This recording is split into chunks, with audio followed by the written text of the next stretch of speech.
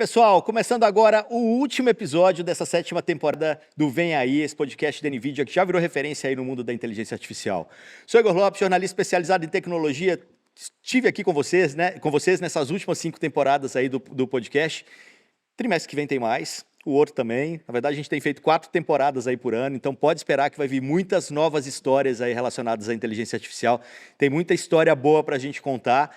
E eu te falo que assim, a gente vai terminar essa temporada no alto, assim, sabe? Com um caso muito legal, né, Marcelo? Cereja do bolo. A cereja do bolo, porque quando a gente estava fazendo o call de alinhamento aqui com o Vilela, cara, ele ia soltando os números, a gente só falava, meu Deus, como assim? Mas isso é equivalente ao quê? Mas é muito grande esse negócio, e é aqui no Brasil, e vocês vão entender o que eu estou falando agora. Deixa eu apresentar o Agostinho de Arruda Vilela, VP de Tecnologia da Scala Data Centers. Prazer ter você aqui com a gente. Igor, é uma honra, tá? Estou encantado aqui. Primeiro, sou grande fã da NVIDIA, acompanho a NVIDIA há muito tempo. Segundo, obviamente, adoro o tema de AI, né? Como todo VP de Tecnologia. E terceiro, estou encantado com o estúdio aqui. Então... O pessoal está vendo virtual, mas a gente mostra aqui os bastidores em algum momento para vocês também. Eu nunca posso pedir um podcast tão chique. Não, mentira, tem mais. Na verdade, a gente fez uma temporada, a gente mostrou aqui no Vem Aí também a tecnologia aqui do estúdio. Por trás, então, pô, que legal. Tá aqui na playlist também. Então tem um meta podcast. Então. É isso aí. E Marcel Saraiva, Enterprise Sales Manager da NVIDIA Brasil. Prazer ter você aqui também, Marcel. Mais uma vez, de novo aqui, hoje com o assunto convergente aí do data center, né? A posição do data center, ou a função do data center nessa revolução aí da inteligência artificial. Talvez até mais importante que a própria NVIDIA, o papel do data center é um viabilizador de muita coisa que está acontecendo. Então, acho que de tudo que o pessoal escutou nos últimos episódios aqui, talvez a gente consiga tangibilizar um pouquinho aonde estão tudo essa capacidade de processamento, essa conectividade. Na verdade, acho que data center é a materialização da nuvem, né? É a própria nuvem. É isso aí. E só fazer um gancho com o que vocês falaram, inclusive no GTC, no keynote do Jensen Huang, metade do tempo ele dedicou a data center. E várias pessoas foram me procurar, caramba, você viu quanta atenção ele deu ao tema data center? Ou seja, isso só reforça que data center passou a ter um papel protagonista nessa história, né? Ou seja, as pessoas entendem que a inteligência artificial, ela roda em cima de algo tangível, de algo físico, que é o data center, é o aeroporto onde se pousa a inteligência artificial. E a Scala é uma das grandes empresas de data center do Brasil. Qual o tamanho da Scala? A Scala é a maior empresa de colocation da América Latina. Tá? Então, isso para dar uma ideia para vocês. A Scala tem, no seu portfólio de land bank, né, de terrenos disponíveis, ela tem sob controle terrenos que são onde a gente tem capacidade de trazer até 6,1 gigawatts de energia. O que isso significa? Isso é 2 São Paulos de consumo de energia, tá? Só para você entender. Tá começando, vocês estão entendendo o tamanho da brincadeira hoje. Bom, eu acho que é o lugar, as pessoas já entenderam, né? Assim, de repente as pessoas nem sabem o que é Scala, nunca ouviram falar, mas com certeza elas já usaram Scala de alguma maneira, porque alguma aplicação que ela usou passou por ali. Sim, muitas atividades corriqueiras do nosso dia a dia são hospedadas em nuvens dos hyperscalers famosos, esses muitos dos quais são clientes da Scala. Então, você indiretamente está rodando em alguma coisa que está usando a infraestrutura da Scala, basicamente. Né? E quando a gente fala de processamento para inteligência artificial, muda alguma coisa na estrutura de um data center? Muda principalmente agora, porque você está exigindo uma densidade de potência de rack cada vez maior. Né? Um dado importante em data center é que as pessoas pensam que data center é medido por metro quadrado, por quantidade de rack. Você até pode medir dessa forma, mas a unidade mais usual é quanta energia você entrega para os computadores, que a gente chama de a unidade de megawatt de TI. Tá? E por quê? Porque você mede a capacidade de computação do rack indiretamente pela quantidade de quilowatts que ele consome. Né? A medição direta é megaflops, etc. Mas a medição indireta seria isso. Tá? E o que acontece é que você, com inteligência artificial, você está demandando racks com altíssimo consumo de energia, portanto, altíssimo porque é processamento, né? É processamento GPU, muito né? pesado. Sou eu atrapalhando. É um processamento muito pesado. Então, para vocês terem uma ideia, o que seria, digamos assim, a referência de processamento de inteligência artificial hoje em dia é o famoso NVL72 da NVIDIA. Tá? É um rack que tem 72 GPUs, daí esse nome, e esse rack pode chegar de 120 a 132 kW de consumo de energia. E pesa 1,5 toneladas, um rack. Que beleza. 1,5 toneladas. Então, imagina um negócio do tamanho de uma geladeira, tá? Para você ter uma ideia, na minha casa meu consumo médio é 1.000 kW. Uma residência brasileira é 1/4 kW. Ou seja, um rack desses e tem um consumo de 500 residências brasileiras. Eu E um consumo rack? Tipo, é 1 metro é uma quadrado, geladeira, uma é geladeira uma mesmo. Imagina o geladeira, tamanho de uma uma geladeira. geladeira, tá? Então teria o consumo de 500 residências brasileiras de 2.000 pessoas. Para esse papo não ficar muito técnico, assim, para a gente poder explicar para o pessoal, né? A gente tem um data center que são várias dessas geladeiras lado a lado. Então você imagina o poder, a quantidade de energia que é gasta no data Isso center. Você aí. acabou de falar que a escala consome o equivalente a 2 São Paulo. A gente tem capacidade, né? Não Tá, é que a gente tá, consuma, tá. a gente tem essa capacidade Uhum. potencial, dado o plantel de terrenos que a gente controla, mais a opcionalidade que a gente tem em relação à energia, etc. Agora, claro que a gente está falando também de evolução, de crescimento, de tudo isso, porque cada vez mais a gente está demandando mais processamento para inteligência artificial. E aí, conectando com o último GTC, a NVIDIA veio muito nessa pegada também, Sim. né? De aumentar processamento, É, gastando menos, com No menos... final do dia, hoje a palavra é eficiência. Uhum. Então tá todo mundo olhando como que eu posso ser o mais eficiente possível, porque a gente está falando numa quantidade de equipamentos, numa quantidade de informação que precisa ser processada, numa quantidade de espaço que vai ser ocupado, de energia que vai ser consumida, de ar-condicionado que vai ter que trabalhar. Eu tenho que melhorar a eficiência no todo para no final do dia toda essa infraestrutura em volta conseguir gerar algum valor para o que está sendo produzido, porque senão a conta não fecha. Não adianta eu ter um assistente virtual aí, um chat GPT, que uma hora que ele fala, você troca uma mensagem, você derrubou a luz de 3, 4 cidades. Não faz sentido, ou vai custar alguns milhões. Não tem como sustentar isso. Então, todo o mercado ele olha para um trabalho de eficiência que passa desde o design da GPU, que depois passa para o design do servidor onde ela vai colocar, depois para o rack, né, onde esses servidores vão ser instalados, depois que eu colocar isso aí, como que eu refrigero esses equipamentos, então a gente sai de uma o maior calor é do processador. É da GPU, ela é a principal consumidora. Hoje, uma GPU sozinha consome em torno de 700 watts quando ela está no pico de E processamento. é o que gera mais calor. E é o que gera mais calor. Então, eu preciso melhorar o resfriamento. Então, a gente já saiu, né, essa geração que o Vilela mencionou aqui do NVL72, ele já é refrigerado a líquido. Não existe a possibilidade de refrigerar esse tipo de componente somente com ar, passando o ar frio por ele. Então, refrigera-se a líquido. E aí já vem o primeiro disclaimer. Não é um líquido que passa eternamente, ele é reaproveitado. Senão a gente não vai acabar com a água do planeta. É um loop fechado. É um loop fechado, ele fica lá, então... E aí, a partir do momento, puxa, eu consegui melhorar o chip, o servidor, o rack, a refrigeração, aonde eu vou colocar isso? Puxa, no data center. O data center tem que acompanhar também toda essa evolução. Como que ele melhora a chegada da energia no data center? Puxa, tem uma série de coisas que ele pode fazer. Depois, como que ele melhora a troca de calor? Né, desse meio dentro do data center com o meio externo. Como que ele refrigera a água? Cada elemento desse está sendo otimizado para que a gente consiga fazer o máximo de poder computacional no menor espaço possível, com o menor consumo possível. E a boa notícia é que a cada geração do NVIDIA vai ficando mais eficiente que a anterior. Então, não é só que a geração mais nova, como seria de se esperar, ela tem uma capacidade de processamento maior, né? Isso é meio que inato, sempre se espera isso. Mas a novidade interessante é que para um mesmo envelope de energia se faz mais. Não, eu acho que tem uma outra questão também, assim, cada vez mais as empresas estão comprando energia limpa e incentivando a produção de energia limpa.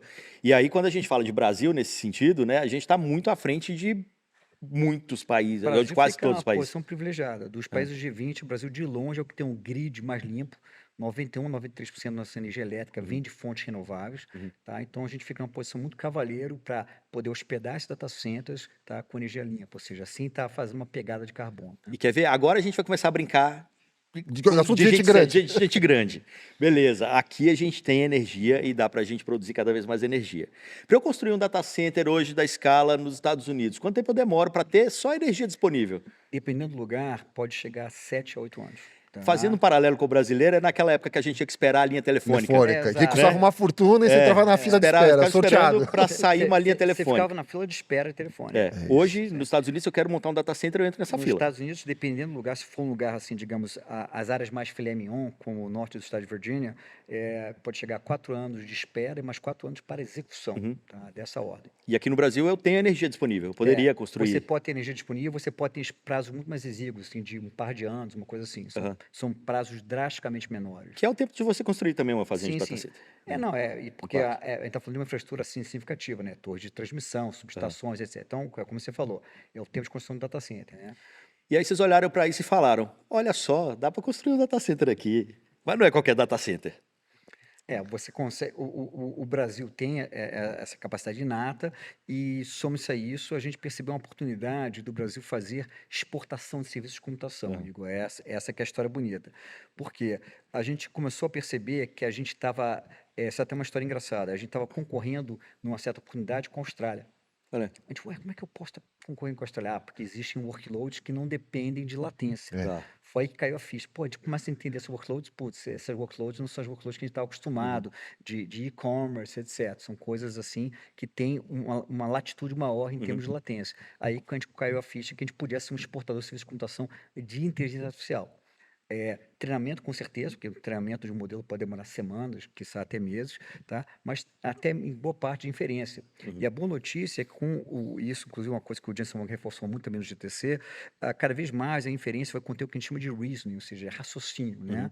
Um processo de cadeia de raciocínio, cadeia de pensamento. E aí, com isso, você precisa de uma inferência mais longa, o que também, de novo, permite você comportar a latência entre a América do Norte e o Brasil sem que isso seja um ofensor, entendeu? Aham. Então, o Brasil pode também abocanhar essa parte, o que é muito interessante para a gente. Então, duas vantagens de estar aqui no Brasil.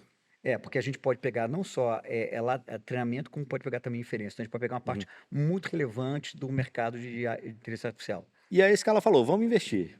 Vamos brincar. E aí a gente falou que vamos investir, vamos brincar. A gente olhou as subestações disponíveis no país e achou aí uma joia, né? Ou como o pessoal da É, NVIDIA chama, unicórnio, eu adorei o termo que eles é. usaram, tá? Que é uma subestação lá perto de Porto Alegre, uma cidade chamada Eldorado do Sul, tá? Que nos permite chegar até a 4,75 gigawatts de TI. Tá? É a capacidade potencial. É óbvio que isso é um negócio que Uhum. demoraria bastante tempo para a gente desenvolver, né? Isso é Uhum. um processo de 10 anos ou mais para desenvolver. Mas isso aí é um valor assim imenso. Para vocês terem uma ideia, permitiria a gente colocar alguma coisa como 36 mil racks de NVIDIA 72 lá dentro. Tá? Ou seja, provavelmente alguns anos de produção da Faz NVIDIA lá uma dentro. conta aí, Igor. Faz essa conta, Vamos vamos lá. lá. Você está falando 35 mil unidades NVL72. Isso, Cada uma dessas unidades Tem tem 72 GPUs. perfeito. Aquela geladeira que a gente estava falando lá no começo é o quê? São 72. São 72. Eu tô Isso. falando 35 mil dessas geladeiras. Na verdade, é Isso. quase 36 mil que caberia. É isso. Tá. Então eu tenho 35 mil unidades, a gente já fez essa conta, vezes 72 GPUs, a gente está falando 2,5 milhões de GPUs. É isso. Que gasta quanto de energia? Que aí caberia capacidade nesse envelope total, de né? 4,75 gigawatts que a gente comentou Que é aqui. uma São Paulo e meia. Que é uma São Paulo e meio, tá? É gigantesco. É Só isso. para vocês terem uma ideia de comparação, a... E sim, um projeto. um projeto. Pode ser distribuído, obviamente, né? Tem um trabalho aí de poder fasear, né? Não precisa ser Esse é tudo um de uma projeto única de vez, múltiplos de anos. múltiplos Aham, anos. Mas para vocês terem uma ideia de tamanho e capacidade, a XAI, que é o X, né? Do coisa, tem lá um supercomputador que foi instalado o ano passado, que tem 100 mil GPUs. Que é o projeto do Elon Musk Que lá. é o projeto do Elon Musk. Vai instalar mais 100 mil, mas ele instalou 100 mil o ano passado. Se a gente está falando de 2 milhões e pouco, eu estou falando aí 10% seriam 200 mil, você está falando de 5%. É Isso aqui no Brasil. No Brasil. O projeto do Elon Musk, né? O Marcel me corrija na minha conta, mas eu estimo que a primeira fase deve ter sido mais ou menos 150 megawatts. É por aí. É porque foi com a GPU da A100, que foi a geração anterior ainda. 150 megawatts, a gente está falando de 150 4 megawatts, ponto tanto giga. gigawatts, né? Para você entender, tá? Estamos falando de outra ordem de grandeza. Exatamente. Né? E aí, cara, eu não sei nem o que perguntar sobre isso, assim, de tão grande que é. Quantos geradores vocês vão ter lá para poder manter isso acontecer? Esse projeto, se a gente for usar geradores convencionais, ele vai demandar 3 mil geradores. Tá? Então você move a indústria de gerador. Você também. precisaria de Olha o anos de ecossistema. produção da indústria de geradores, né? Então, esse projeto, dada a sua magnitude, ele obriga a gente a repensar uma série de coisas. Não, né? 3 mil geradores. Imagina num caso de uso desse gerador, tanto que como é que você abastece 3 mil Sim, geradores? é por isso que a gente está repensando. Talvez o gerador não seja a solução. Ele vai ser a solução para iniciar, mas talvez não seja a solução para desenvolver todo o projeto, justamente por causa disso. E eu já visitei. Desculpa, e esse. Qual ele entraria no ranking mundial, assim? Qual o tamanho dele? Hoje, até onde a gente sabe, não existe nenhum projeto maior que esse, tá? Em termos de. Ele é um campus de data centers, né? Não um data center, mas é um campus Uma de data cidade, centers, né? Na verdade, é uma cidade porque ele vai ter bairros, inclusive. Literalmente vai ter bairros. Tá? Vai ter bairros, inclusive, com restaurante, potencialmente até com hotel, etc. Porque nesse porte você tem que criar serviços, né? Não basta só colocar data centers. Mas a ideia é que a gente possa tá? Com esse porte, você desenvolver toda uma região. Tá? Assim, Você desenvolve uma cidade, literalmente. sim. Não, Literalmente. no caso desse, assim, o cliente ele tem que ir lá, às vezes, para poder fazer uma manutenção do data center, enfim, claro, tem as jaulas As dele ali e tal, equipes assim, de TI, de TI vão estar todos por tecnologia, ali. você vai ter que deslocar esse profissional para perto da cidade. Então você percebe que não É. é só você ter o supercomputador, você vai mover toda a economia em volta do que está porque você sendo vai ter que criar, você vai produzido. ter que criar uma série de empregos indiretos ali Sim. nessa É, região, né? E quando a gente fala de data center, redundância é a palavra mágica também. Então, tem sim. redundância de energia, redundância de própria. De Os geradores telecomunicações e ali. tal. Se você precisar usar o gerador, você tem que ter fonte de diesel vindo de 2 lugares diferentes. É tudo vezes 2 para uma cidade assim do nada. É um desafio absurdo. Vocês entram nesses detalhes também na produção? Sim. Porque, repara, o business data center, no fim das contas, é um business de entregar disponibilidade. No final do dia, é isso que o nosso cliente está comprando. Tá? Então, a gente tem que pensar nisso e a gente co-desenvolve isso com nossos clientes. Tá? Então, a gente pensa, inclusive, cenários de falha. Repara, hoje em dia, fala-se em 5 noves, é meio que já corriqueiro, ou seja, na disponibilidade de 99,999%, e já tem casos que está se falando de 6 noves, 99,9999. Ou seja, você tem uma possibilidade de disponibilidade muito pequena. Você tem que pensar em todos esses aspectos em termos de redundância.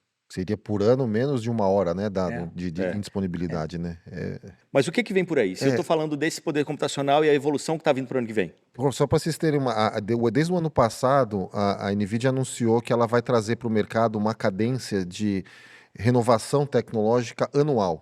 É a nova lei de Moore, digamos assim. É uma lei um pouco mais ampla, porque porque a lei de Moore ela dizia que você Exato, dobrava ela a ficou pra trás. capacidade. Eu Aham. estou falando, por exemplo, da H100 para B200, eu fiz um ganho para inferência de 30 vezes Pô, em desempenho. Isso é muita muita coisa. coisa. Em uma geração é muita coisa.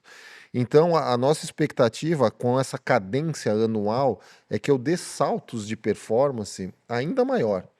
Porque eu estou conseguindo fazer o design do chip, e aí eu já uso inteligência artificial para fazer esse design. Só para vocês terem uma ideia, antigamente parece muito tempo atrás, mas eu estou falando de 3 anos atrás, eu levava praticamente 24 meses para completar o processo.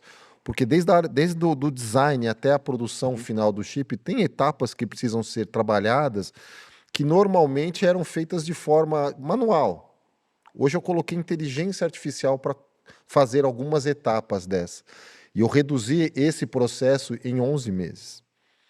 E aí, até a produção, eu vou conseguir entregar um chip praticamente a cada 13, 14 meses, eu entrego um chip novo, que vai ter que ser repensado de novo, onde eu vou colocar ele no servidor, no rack, tudo isso, ele vai melhorando e vai mudando a tecnologia. Então, para vocês terem uma ideia, hoje eu estou falando, né, o meu topo de linha seria esse equipamento que a gente chama de GB200 NVL, que é um rack com 72 GPUs B200 e a CPU Grace da NVIDIA, tem 36 CPUs também.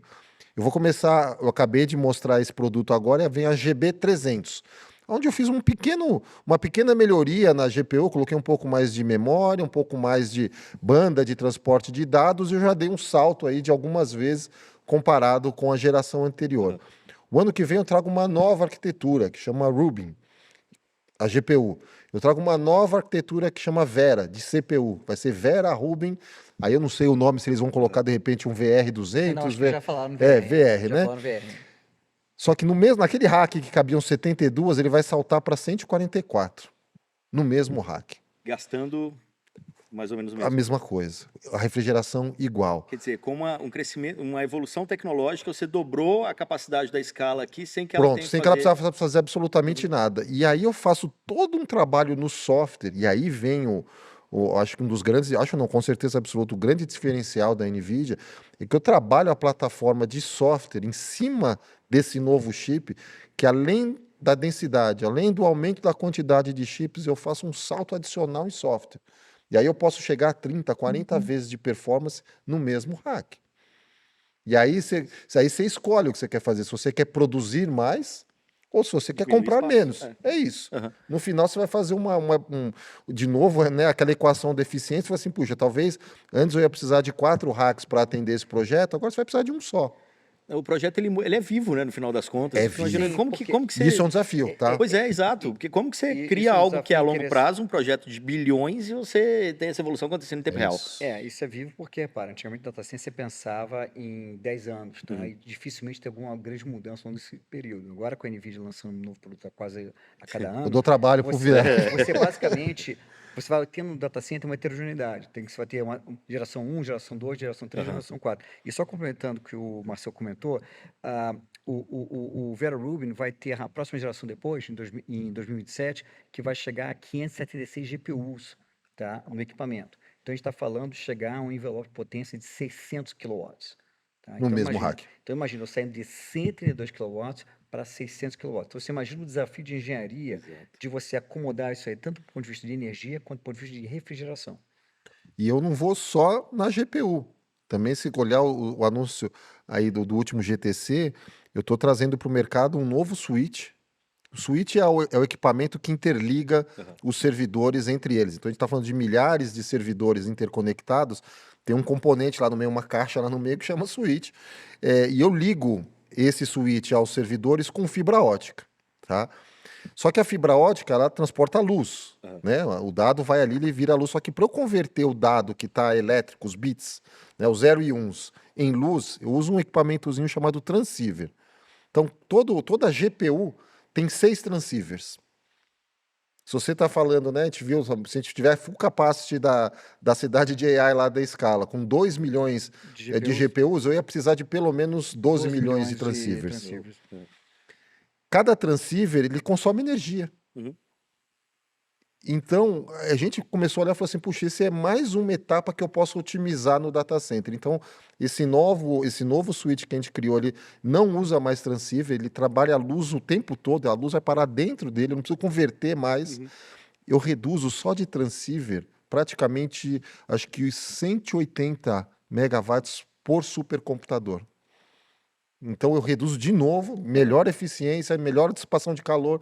Você percebe que é todo um esforço da indústria para você conseguir atuar em todas as etapas. E quando você fala, é um transceiver, não faz Faz a diferença. conta. Mas quando a gente começa a Faz a falar em quantidade, milhões, complementando com o Marcel comentou, o legal é que o Jensen Huang falou, antigamente a gente pensava em lei de Moore, né, de dobrar a capacidade de processamento a cada 2 anos, ou no envelope de custo ou no envelope de sockets, né? Sim. Hoje em dia não, você está pensando no envelope de energia, tá? Ou seja, para o mesmo gigawatt-hora, megawatt-hora, ou seja, uma unidade de energia, você entregar mais processamento. E não é necessariamente só dobrar, você pode chegar a 30 vezes. Por quê? Porque você, na verdade, tem um aumento de capacidade de processamento da GPU, tá? Além disso, o software da NVIDIA está melhorando, porque, na verdade, o que a NVIDIA entrega, mais do que GPUs individualmente, ela entrega cluster de computadores, ou seja, na verdade é uma rede de computadores fortemente acoplados que trabalham de forma coordenada. Tá? Então, melhorando esse acoplamento, você consegue entregar mais. E outro ponto interessante é que não se está mais se usando, foi muito curioso isso na NVIDIA, o termo data center, estão dizendo que isso é um termo do passado. O termo na moda agora é basicamente AI Factory, a fábrica de AI. é isso aí. Tá? Esse virou o novo mantra aí. Então, você saindo do GTC, esse é o novo mantra, fábrica AI. É uma fábrica que produz tokens. Tá? Isso. Esse é uma pegada. E isso é muito interessante. Então, não é uma fábrica que produz lata de salsicha, Isso. Cerveja. ou cerveja, é uma fábrica que produz AI tokens. Porque no final do dia, essa é a sua relação com o sistema de AI. Né? Você basicamente tem um input de tokens, né, que é o contexto que você dá para uma API, e ela devolve um set de tokens. E aí tem um gancho muito interessante, que é o seguinte: isso foi a frase, talvez o maior takeaway aí do GTC para mim, para eu, Colocation Provider. É que a demanda pode aumentar até 100 vezes, tá? De energia. Portanto, 100 vezes mais capacidade da escala. Aí você começa a ver que os 4,75 gigawatts da escala, que você acha nada. que vai sobrar energia, pode aumentar 100 vezes. Por quê? Por causa justamente do reasoning que eu estava comentando há pouco. Né?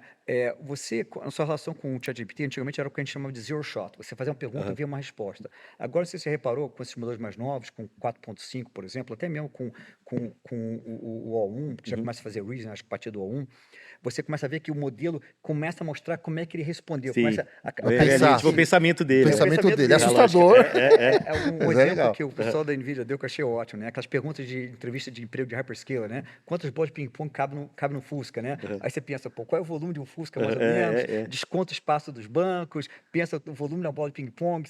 Então, você começa a fazer esse raciocínio dedutivo, né? Você vai iterando em cima disso. Sim. E cada iteração dessa, eu tenho que produzir tokens, esses tokens realimentam para o próprio modelo, que produz mais tokens, etc. Então, por isso que você vai gastar muito mais energia, você vai produzir muito mais tokens, porque esse processo de raciocínio, Tá ficando ele cria complexo. mais valor, mas ele consome mais energia. Então, não é mais aquela relação zero shot, bota um contexto, Dá a faz resposta uma inferência crua, e não, volta, tá. que aí você pensava que inferência gastaria menos energia que treinamento. Hoje em dia, com esse processo dedutivo, você aumenta muito o consumo de energia a ponto de inferência poder chegar a consumir quantidade de energia comparável ao treinamento. Só para você ter uma ideia de escala, a gente fez um teste com um modelo desse Zero Shot, fazendo a pergunta, que é uma perguntinha legal também, que é assim, vai ter um jantar em família esse fim de semana, são 8 pessoas, a minha esposa não pode sentar do lado da minha sogra, porque ela não gosta dela, a minha irmã tem que sentar do lado Me do dá o mapa. Né?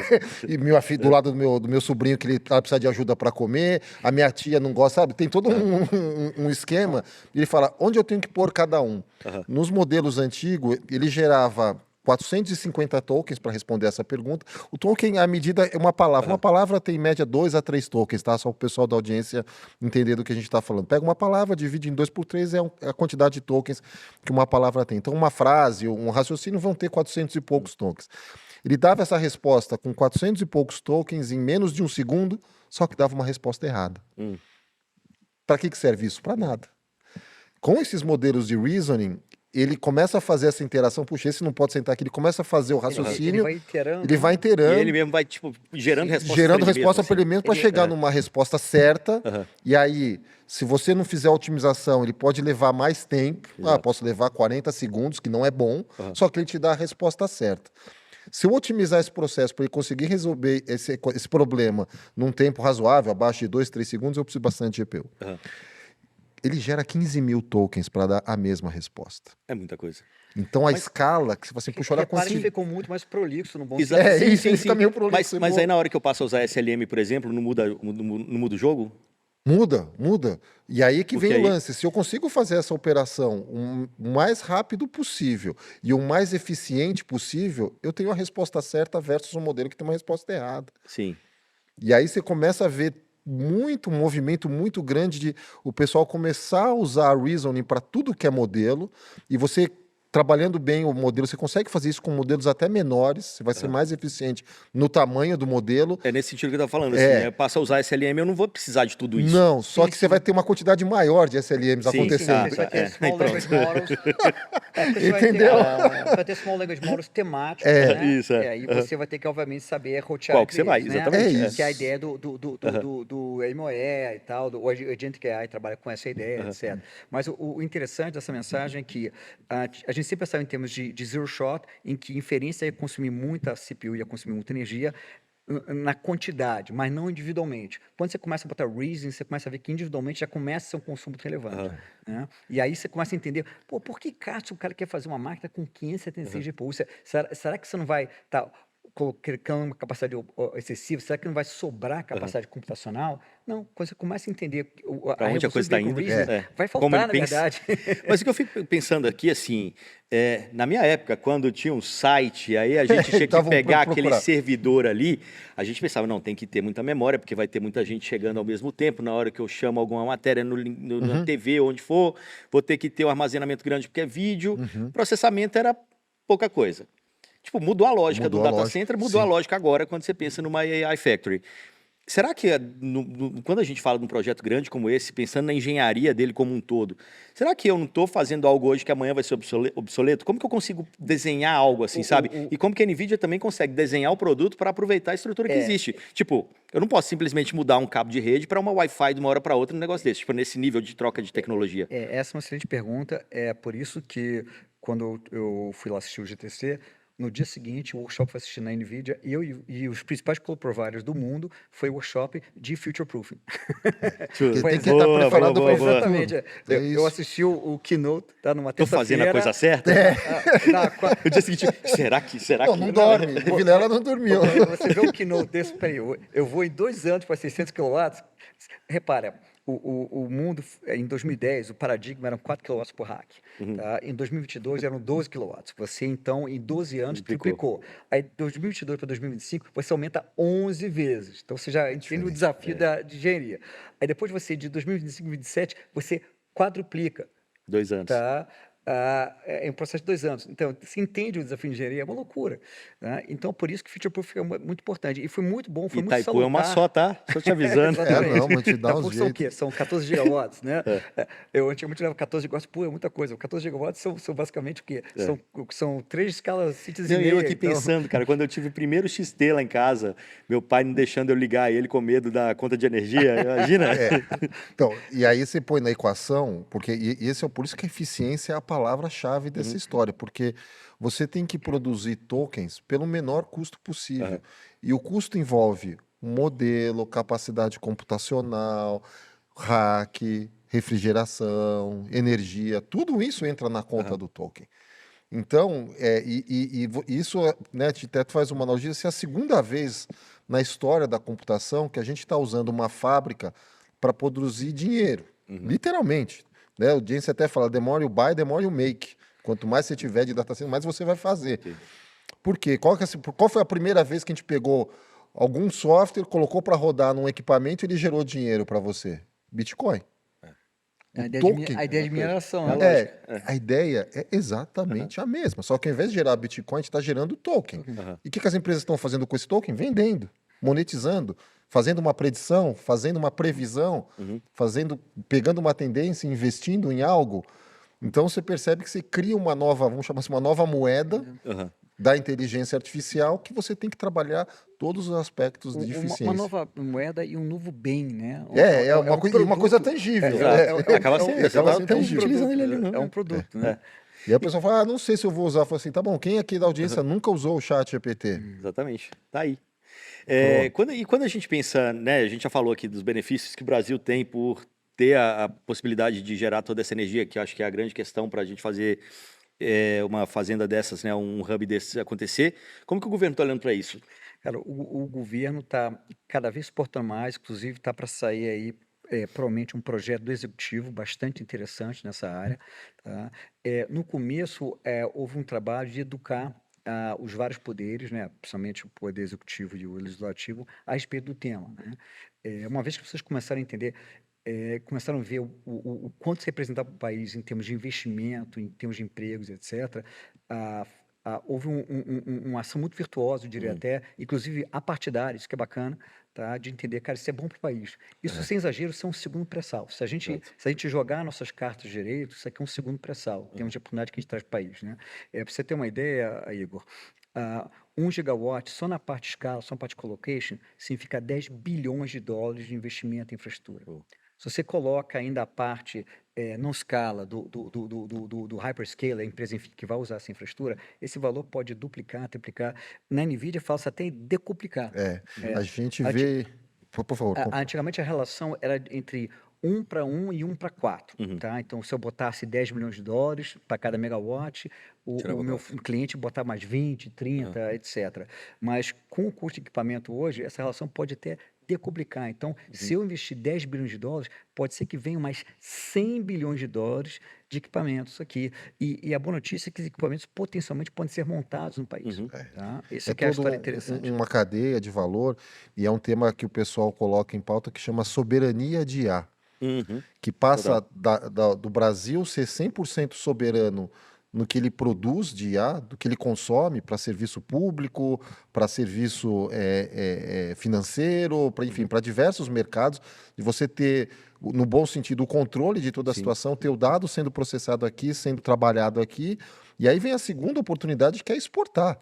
O Brasil poder ser um exportador de tokens, desde que ele tenha uma legislação tranquila, protegida de quem vem investir aqui, que pode dar Ter segurança jurídica. segurança jurídica, que é algo muito... Então, é algo que passa pelo executivo, pelo legislativo, para que assim, a gente acertar, e eu acho que tenho quase certeza que está sendo feito um ótimo trabalho, as interações que a gente tem tido com o governo federal nesse sentido, até o marco da inteligência artificial está seguindo por um caminho moderado que é muito positivo.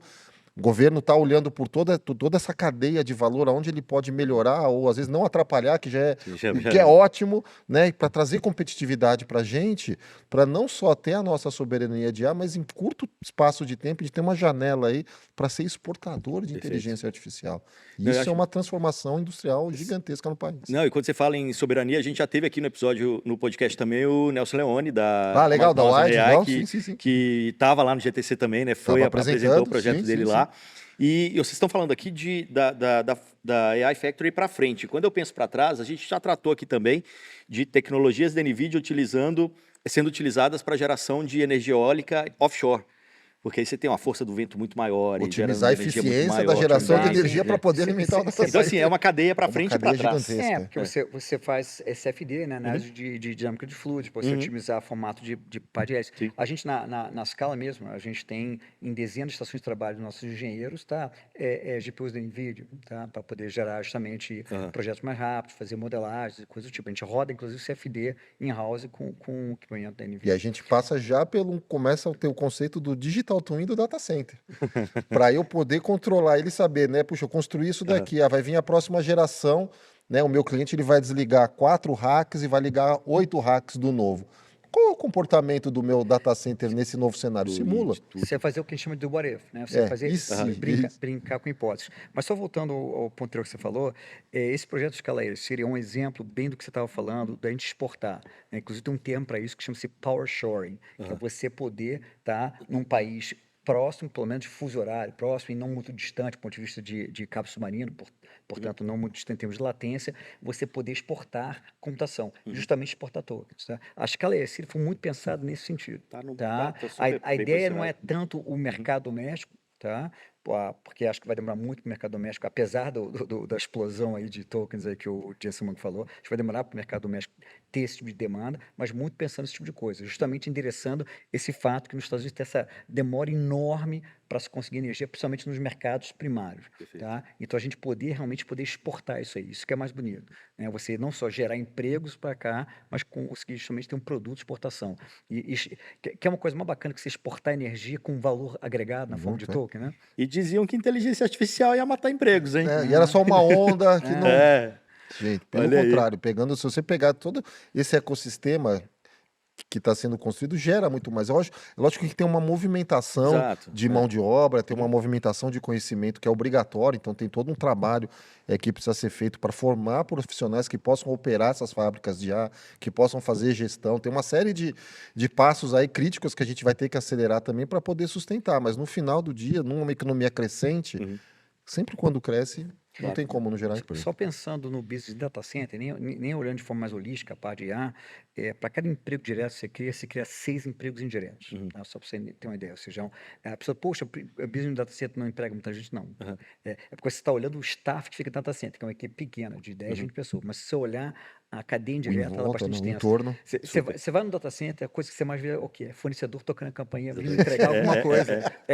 Você vê a quantidade de empregos indiretos assim criados. Pensa o seguinte, você vai fornecer, pensa o caso da escala ESIR, né? 4.75 gigawatts. Portanto, a gente está falando de mais ou menos uns 6 gigawatts de energia que você entrega. Você tem ideia do que você precisa mobilizar nesse país para entregar 6 gigawatts, desde a geração até a transmissão, até a subestação, a quantidade de emprego que você precisa para construir essa infraestrutura, para operar essa infraestrutura? É muita coisa. Sem contar a arrecadação que você tem para isso. Né? Sim. E para quem estiver aqui em São Paulo, fica o convite. Pega o Rodoanel esse fim de semana, dá uma voltinha entre a Castelo e a Anhanguera e olha para o lado direito. Vocês vão ver alguns lá. prédios da escala lá. Você vai tangibilizar. Você vai tangibilizar aquilo que é gigante e que é 1/10 do que vai Exato, ser que vai ser lá no construído. Eldorado do Sul. Exatamente. Eldorado do Sul. É só isso. Só isso. Só isso. É impactante. Mas é impactante. ótimo, porque aí você consegue pousar realmente. É impactante. Bom, pessoal, eu acho que assim, a gente terminou aqui a temporada com um episódio que foi completamente diferente de tudo que a gente fez até agora. Foi o mais técnico, mas também eu acho que talvez eu diria que o mais curioso, Sim. porque mostra exatamente a evolução de tudo isso que a gente está falando, né? O que tem por trás das coisas que a gente tem vivido no dia a dia na tela do computador. Acho que impacta todo mundo, direta e indiretamente, né? Então, cara, sucesso, acho que é impressionante assim, o nível de trabalho que dá para a gente poder chegar no resultado que a gente tem hoje. E assim, o que fica aí, o pessoal que vem acompanhando a série e esse último episódio, a gente fez um monte de previsão aqui de futurologia, de um monte de investimento baseado com os cenários que a gente tem visibilidade hoje. Mas tem que tomar cuidado com esses cortes sempre pro futuro. Imagina. Cara, isso muda Esse é o todo- diretor de vendas esse da. muda Olha que todo. absurdo que ele falou. Porque isso muda muito, é vivo. Então, às vezes, a gente prepara um cenário, vou preparar um cenário com inteligência artificial, com visão computacional. Aí vem a segunda onda, IA generativo. Mudou tudo. Agora vem a terceira onda dos agentes de AI. O próxima onda, física de AI. Se pegar um gráfico de crescimento da evolução dessa tecnologia, ela vai ter um impacto direto em tudo que a gente falou aqui hoje. E Quantum? E nem entramos nesse assunto. A gente teve um dia especial no evento só para falar Inclusive, disso. Então, inclusive teve um dia do evento, né? Uma quinta-feira que foi dedicado justamente a isso, né? E aí? Porque essa é uma onda que vai Future proof? interseccionar. Future Proof da Quantum? E aí, enquanto potencialmente a gente vai ter que pensar em criogenia no data center, né? vai Assim, ter que mudar tudo de a- novo. a- É a menos trabalho que- infinito. A menos que a tecnologia, obviamente, não chegue à temperatura normal. Só um último comentário que eu queria fazer. Me fizeram uma pergunta bem bacana há um tempo atrás, num evento nos Estados Unidos, sobre qual é a workload que eu achava mais interessante de IA. Eu acho que a workload mais interessante de IA é aquela workload que acelera o descobrimento, né? Quando eu era criança, eu perguntava, né? Se um gênio te der um desejo, qual é o desejo? Eu diria, mais um desejo, né? Então, a ficar mesma infinito. coisa, fazendo analogia aqui. Qual é a workload mais valiosa? A workload que acelera a descoberta, porque ela vai permitir eu fazer chips mais rápidos, vai permitir eu fazer materiais melhores, etc. Ou seja, ela retroalimenta, é a meta-IA, é a IA ajudando a própria IA, entendeu? Cara, Certo. último episódio para explodir a cabeça. Pronto, pessoal, Mas daqui 3 meses tem Tem mais. mais. Então vamos ver Boa. o que dá para evoluir em 3 meses, hein? Imagina? Do nível que a gente está indo. é assustador. Pode aparecer um software amanhã que vai pegar esse reasoning e fazer de uma forma Exatamente. diferente, que talvez seja mais eficiente, que é bom. Que você populariza a tecnologia, você tem mais gente usando e você mantém esse o ciclo. evento, é o caso do DeepSeek, né? Isso, Exatamente. Então, Foi ele trouxe isso. exato, ele trouxe uma inovação que a curto prazo falou assim, nossa, é algo perigoso, Cara, as ações da preocupante. NVIDIA mostraram O isso, né? pessoal, Tum, e o depois pessoal não tum. tinha entendido. Pra gente que está envolvido no meio, falou assim, não, gente, é só o contrário. Exatamente. Eles estão fazendo de um jeito que, na inferência, ele vai precisar de mais GPU, só que eles ativaram o modo SMB, Pequenas e Médias Empresas. Que antes você tinha um pequeno nicho que tinha acesso e podia fazer, agora você tem milhares de empresas que vão poder fazer com um custo muito menor. Não, e o caso do DeepSeek ele é interessante, que ele é a materialização do que chama de paradoxo de Jevons, né? Na Inglaterra, acho que foi no século XIX, o pessoal achava que com o advento do gás, você mataria o business do carvão, etc. E o pessoal disse, não, porque vai ficar mais barato produzir energia, logo mais pessoas vão usar energia. Pelo isso, contrário, é isso, é a mesma exatamente. coisa, o barateamento da inteligência inteligência artificial vai trazer mais. E você vê que a recuperação da ação do NVIDIA é isso. Foi de dias. Né?